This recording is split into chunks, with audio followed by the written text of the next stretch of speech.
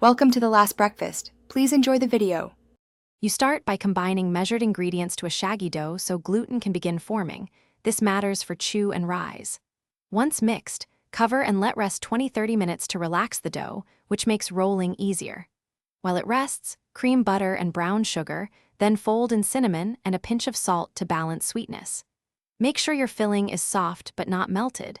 This helps it spread evenly when you roll the dough in the next step. You'll roll the rested dough into a 30 by 40 centimeter rectangle so layers are uniform. That size yields consistent roll thickness and baking time. Once done, spread the filling thinly and evenly, leaving a 1 centimeter border to prevent leaks. This ensures neat spirals. Then roll tightly from the long edge to trap air pockets that create lift. Use a serrated blade and cut into 12 equal pieces. Twist or tuck ends if needed to maintain shape before the final proof. You proof the shaped rolls 40 to 60 minutes until noticeably puffed. This final rise sets crumb structure, so don't rush it.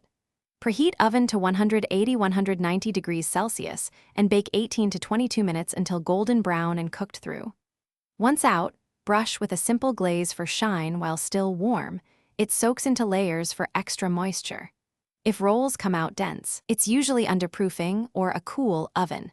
Make sure to reproof briefly and confirm oven temperature with a thermometer. Thanks for watching. If this was helpful, leave a like and consider subscribing. See you next time.